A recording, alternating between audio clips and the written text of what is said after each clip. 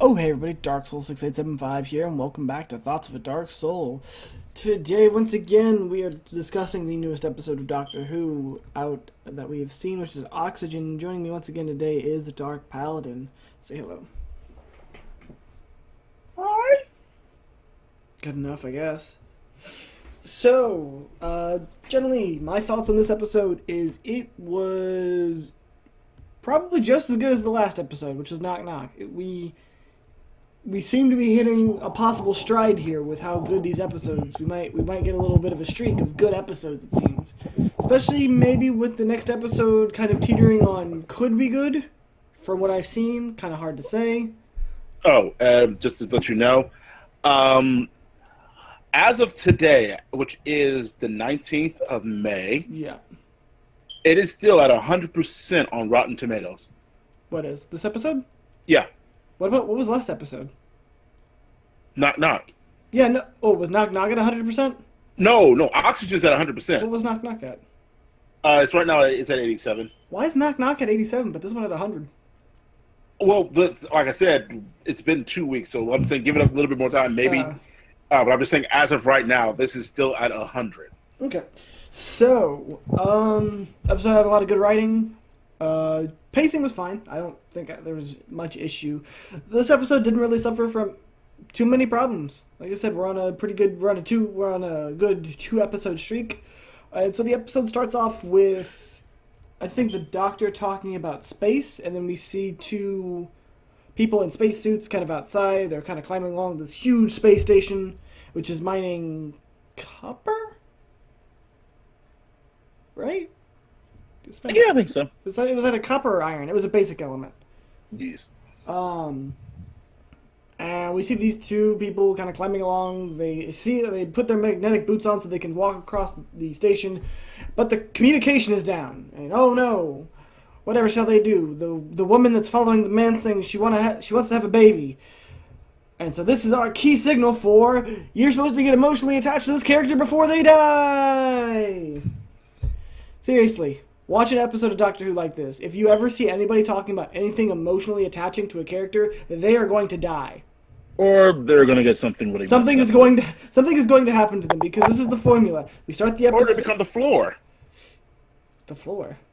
Remember in like one Doctor Who episode, Doctor was able to save this lady's face? Was that the one with the giant green monster? I think so. We don't talk about that episode. Yeah, because the Doctor didn't really make an appearance. It wasn't really the focus. Yeah, it was that group that was following. Yeah, we don't talk about that episode. We don't. It didn't happen. It was written by a child. We don't talk about it. It's garbage. It was written by a kid. It was a contest. Yes. But that's not what we're talking about. So this character gets her helmet taken off her spacesuit, and she turns into a zombie? I guess is the best way to what to call her? Yep. It's kind of like a zombie. Kind of a zombie. Not in the sense that, oh no, she's been bitten, but she died with the spacesuit on. But, well, I guess I shouldn't call it a spacesuit. They're called smart suits. They're out in space. The smart suit is keeping the body alive. Is it? Yeah. I don't think it was doing that. Was it? It's keeping the body, like, it's operating with the body inside it. Yeah, as far as I know, that's what it was doing. But I mean, technically, the body has to be alive for it to be able to move. Otherwise, you go into rigor mortis. No. Because they destroy the central nervous system, but I think the suit takes over. And uses the body. AKA, kind of zombies. It's really weird. It's a really weird kind of way to describe it. Like, there's no good, oh, yeah, these are just, nom, you're a zombie now. No, it's like, you die, the suit takes over and just kind of does what it wants with you. Then we cut to the title sequence. And then we go straight cut to the TARDIS, where I think the Doctor is talking with Bill, and then they hear a distress signal. It's like he says something about the only way to see the universe is to listen for when it's in distress. I think it's something along those lines. Yes. And then Nardo's like, "Oh no, you're not. You got to keep your promise. I've removed this piece of the TARDIS, so you can't fly away." He's like, "Nardo, who told you that if that piece was missing from the TARDIS, that it would stop working?" "Well, you did, sir." It's like, exactly. And then he cranks the lever on the TARDIS, and they start going away. He's like, "Never trust me." I think he said something possibly about docking his pay. Yeah, but that's some kind of continuity. Back in 1963, the story of the Daleks, that fluid was missing, so it did leave the TARDIS powerless and had the Doctor invade the Dalek city to try to recover it. So wait. Then technically it shouldn't be able to take off? Oh yeah, no. Unless he fixed it. Or he just lied and said that was the part. I'm gonna go with he lied and he said that was the part. Because that's what makes the most sense. Minor plot hole. Yeah. Or mostly just probably a callback. Yeah, most of probably a callback. Who knows? So they arrive on the spaceship, and they get out, and they immediately realize there is no oxygen. The only reason they're still alive is because the TARDIS has an external shield which can house oxygen, and I don't know if it just houses oxygen. I don't know what else it does. I don't think it... As for the story purposes of this episode, it gives an oxygen bubble. And I think the Doctor uses his sonic to extend the oxygen bubble throughout the whole station. Or for most of the station, maybe not the whole station. Yet again, it's not said how far the oxygen bubble goes. So they get out and kind of go exploring, and I think we see a sign where it says something about you having to pay for oxygen. I think that's like the thing before they get to the repair room. Then we cut to them entering what's like a suit repair room. I think that's where we go to next, right? The suit repair room.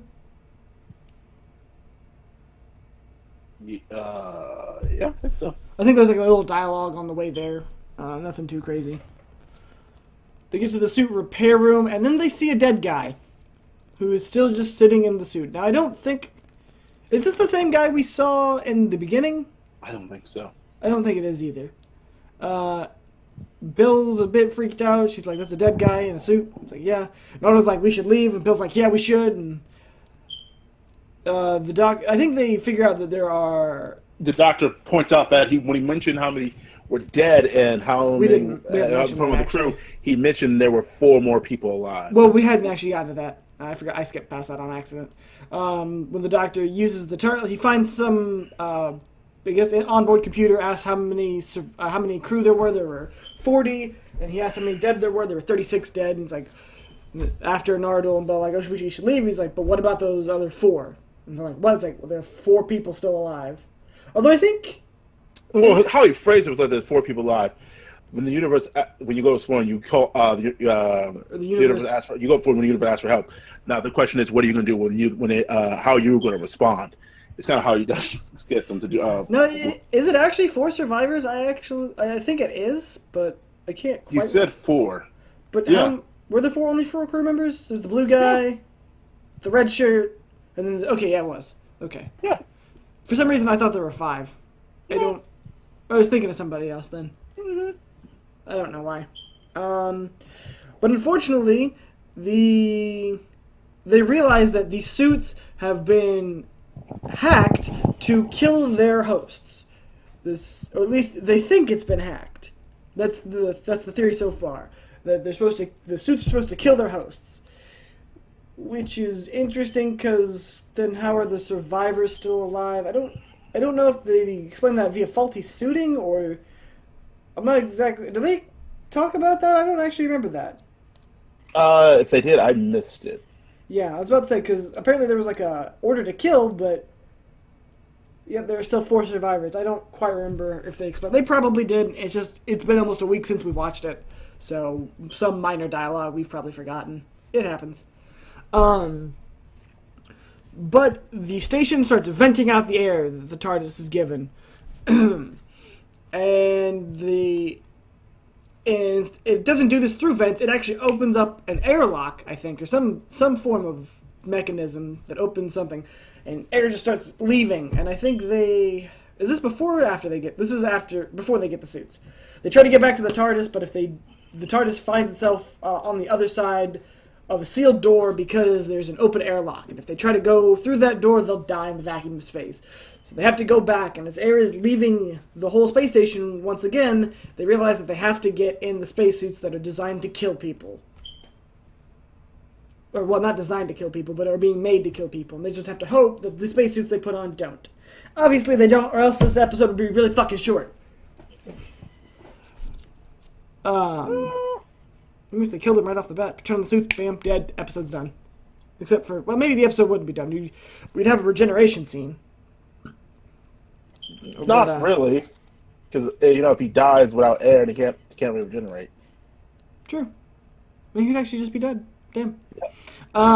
So they grab the suits. I think they find the 4 survivors, or they talk to the 4 survivors, and they try to get to them.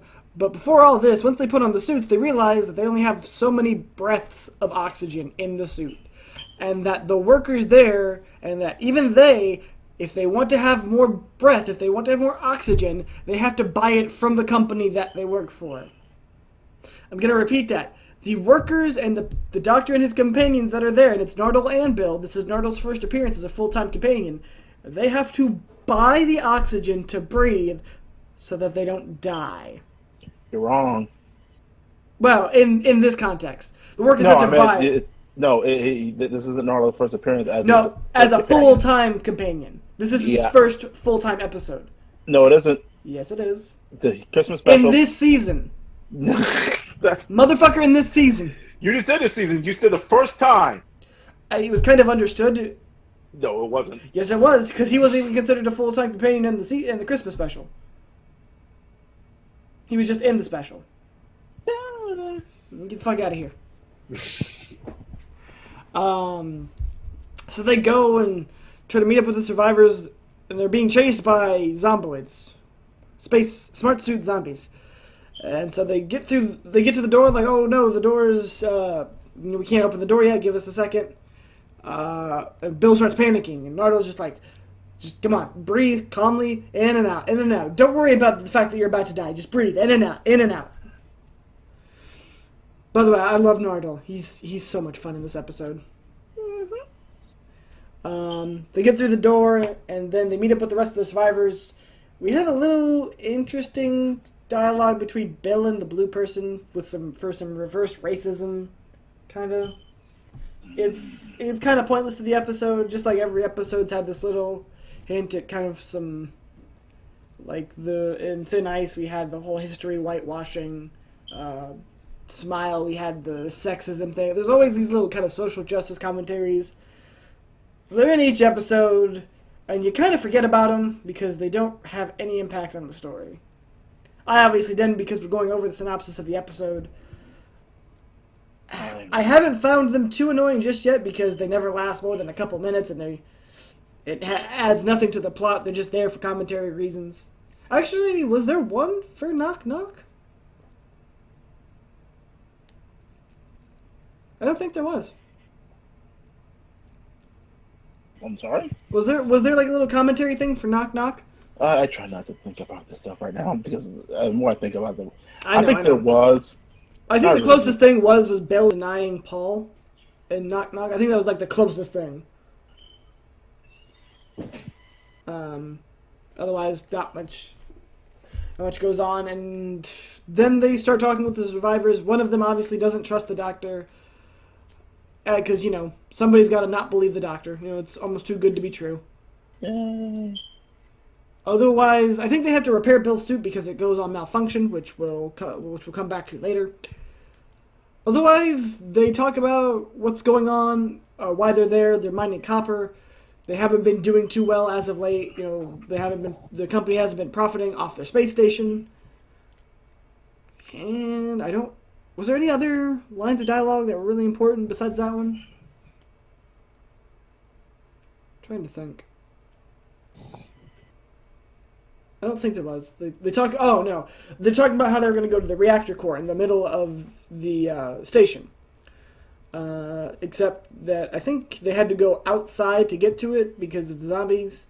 Or no, they had to take one route, and I think they were going to before the doctor showed up. So they then set off to go to the middle of the space station to get to the reactor core. And as they set off, all 4 of the survivors are leading the way. Bill, Nardole, and the doctor are coming up from the rear. One guy goes to the door that should lead them almost to the last corridor before the core, and he gets jumped by zombies. Big fucking surprise. The red shirt dies. I don't even remember the guy's name. He's legit in this episode for like 10 minutes and zombie. So they run the other way. And now they're realizing, oh, well, we're going to have to go outside into the vacuum of space, walk across the space station to get to an area where they can't find us. And then reevaluate what we're going to do. And how we're going to... Tesker? Huh? What is it, Tesker? Tesker? Dude, I don't remember any of the...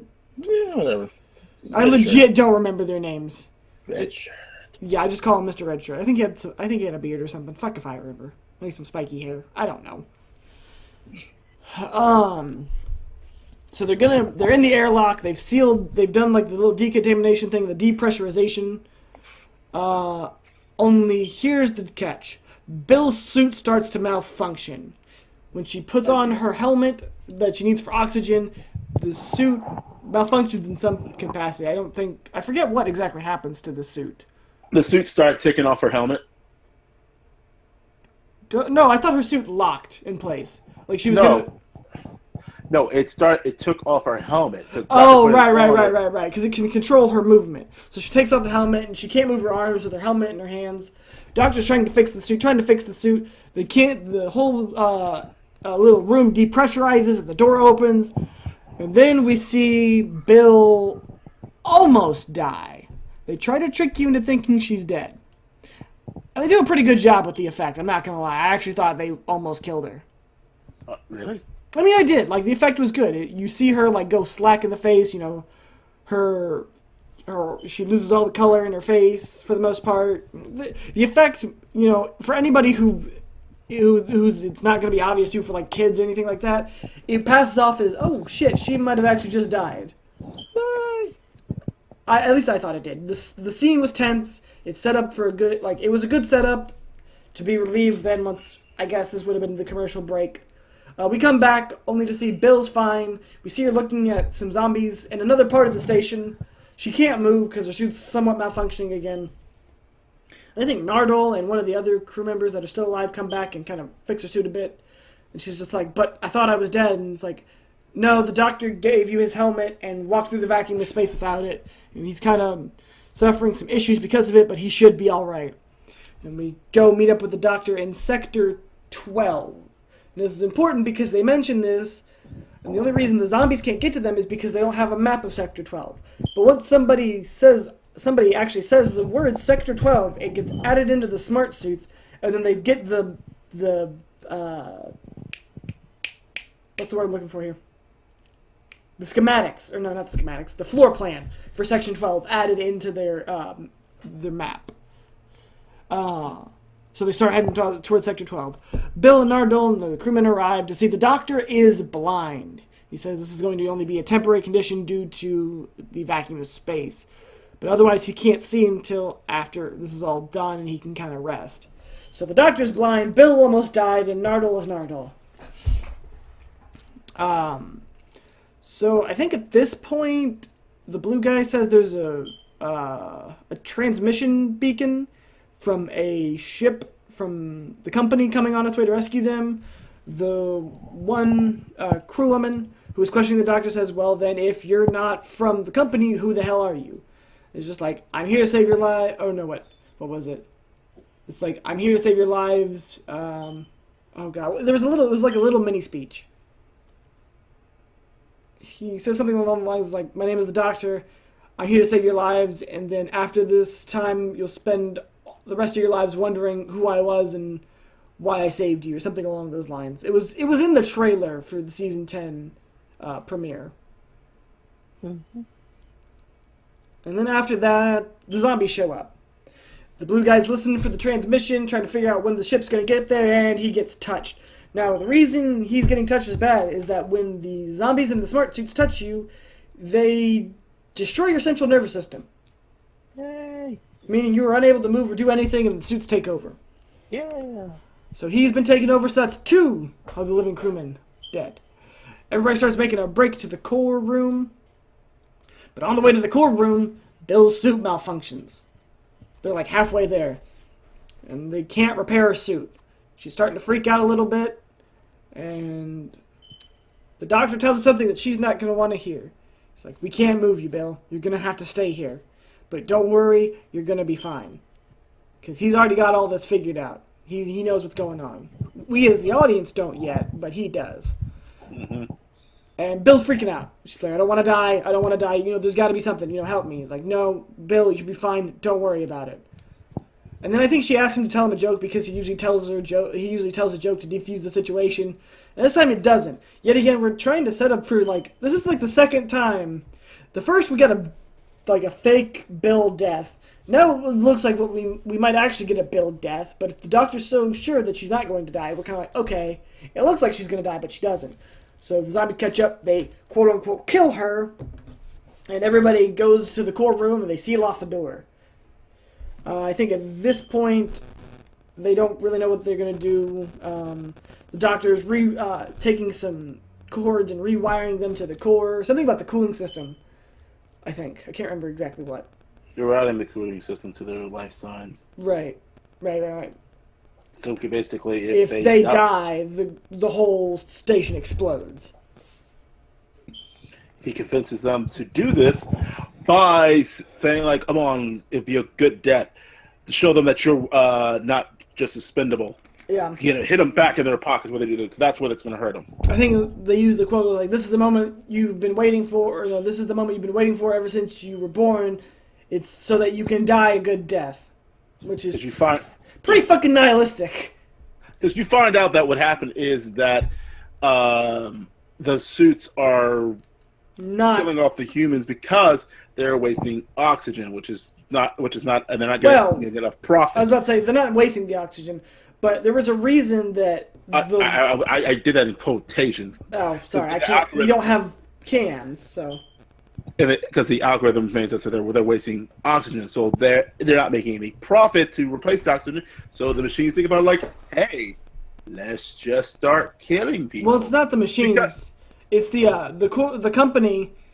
What it does is anytime it loses a profit, they kill the whole team there. By the way, these suits weren't hacked. This is a company protocol in place to say when a crew stops making a profit, you kill the crew and you send a new one. That's what that transponder code from the other ship was. It was their replacements coming in. Yep. Now, how fucked is that? Yes. A company... Now, mind you, there are 40 people manning this station. They've technically killed almost all of them. We're up to 39 with Bill's death, quote-unquote. They were willing to kill up to 40 people just so they could continue to make a profit. I mean, come on. There is no companies like that today. I mean, they'll be like some company putting out a suicide net. Let's not talk. Let's not go there. Yeah, that's why I kind of think like, yeah, there's companies that do this. Let's not go there. So the whole message of this episode is that companies can be big, bad, and fucking evil. Which, just like in the real world. Yeah, I mean, Doctor Who has always had kind of a political message. Even in the older episode, they did shit like this, where they're like, companies can be fucked. There are some companies that are just fucked up. So, since the Doctor has rewired their suits, if they die, the space station blows up. The suits that then come to attack them with the zombies in them don't attack them because the company doesn't want to lose a profit here. No, because he brought up he said, like, but it will cost you money. Yeah, because if the whole station goes, then you lose a whole profit. So the best thing to do is keep us alive, which then the suits give up their oxygen to the other four. To the people that are still to remaining. Nardole, Doctor, and the other two survivors. And the Doctor fixes Bill's suit. No, she did. No, he did not. He didn't. I thought the battery was low, and that was the issue. I don't know. I just know that it didn't have enough energy to do a lethal. The battery was low, so once he gave her the oxygen, it was, I think, like, because the suit was so low, it couldn't keep feeding her oxygen or something like that. I don't know. They fix it somehow. They fix it. I don't remember quite exactly. I just remember resuscitate. She comes back to life. She's not dead. Nobody there is technically dead. I don't think. No. Everyone's dead. Oh, everybody but Bill is dead. Okay. So they didn't do what they did in Knock Knock and bring everybody that was in the episode back. No, they're just fucking dead. No, they're dead. They're fucking dead. Everybody that we've seen die except for Bill, because Bill has plot armor, is dead. Like, DED dead. So then we jump to the two remaining crew members, Bill, Nardole, and the Doctor back in the TARDIS. The Doctor has his sunglasses on? Or no?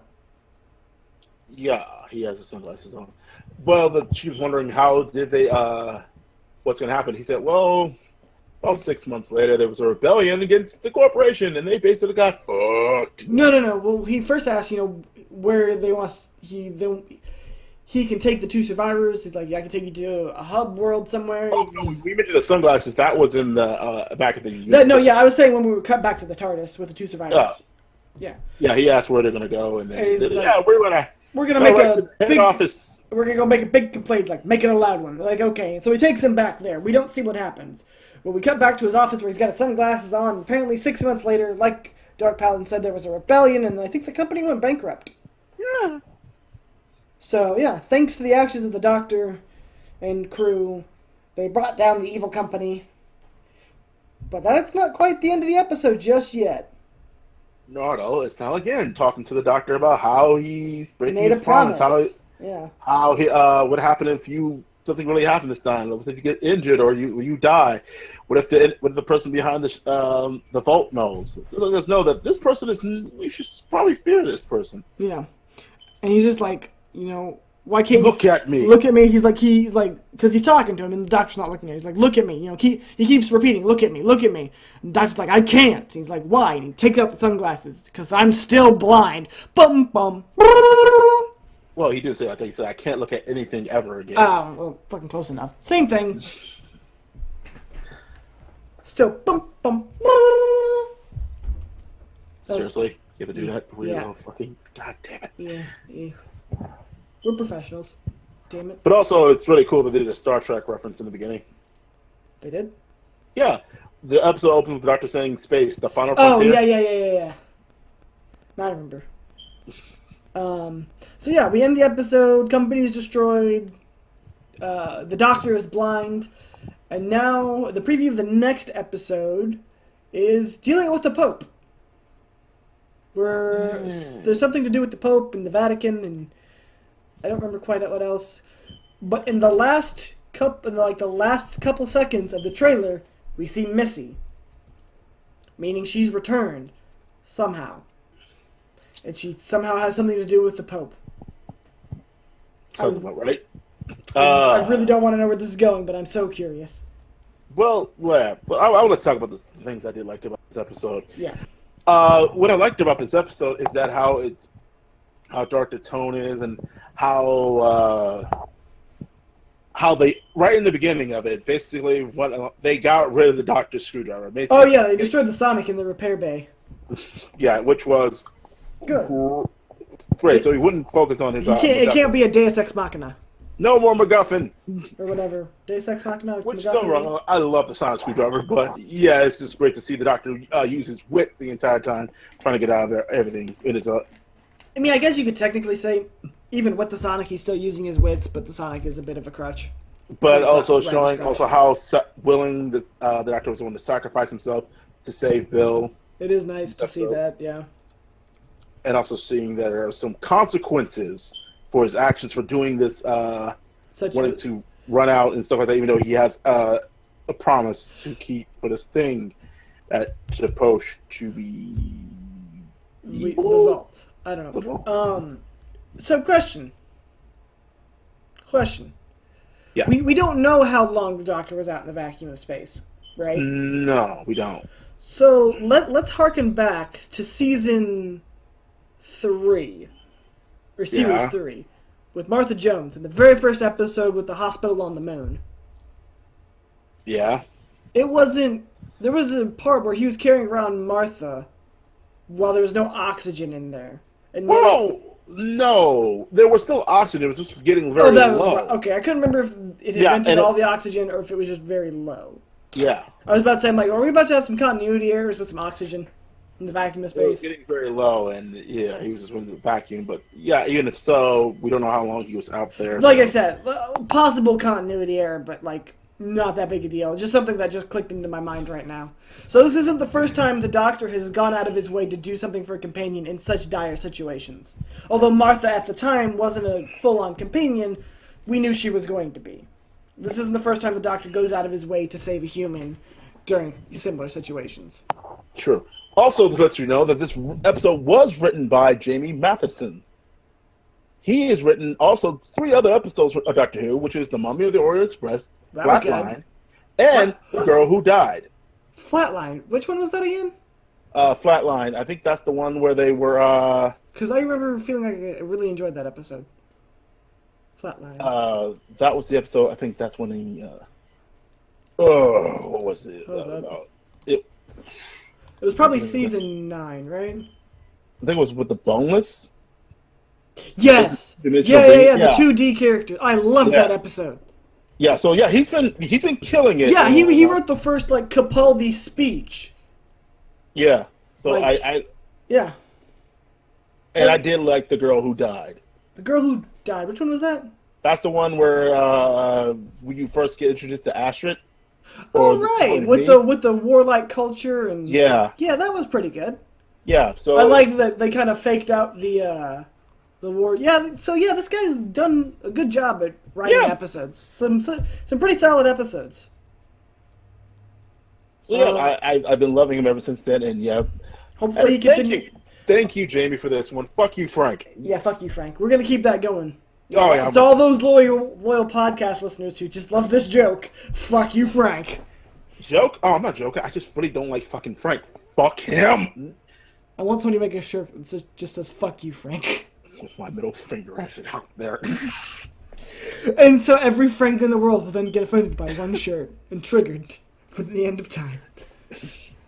So, like I said, I don't know. Let me see if I can find the next episode. The next episode is called Extremis. Yes, it is. Which is not the drug that's going to be used from Tony Stark to help empower him to use his suit and that goes into his bones. I'm sure all one person got that reference. That's Marvel history, yes. So this next episode is going to be directed by Daniel. I don't know how to say his last name. Nathiam? Close enough. I apologize if I butchered his name. But it has been written by Stephen Moffat, which makes sense because he always writes for Missy. So that's why we're seeing Missy in this episode.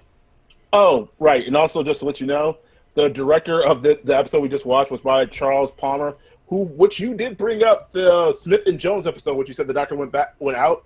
Oh, did he do that one? Oh my god! God! Yeah, I know.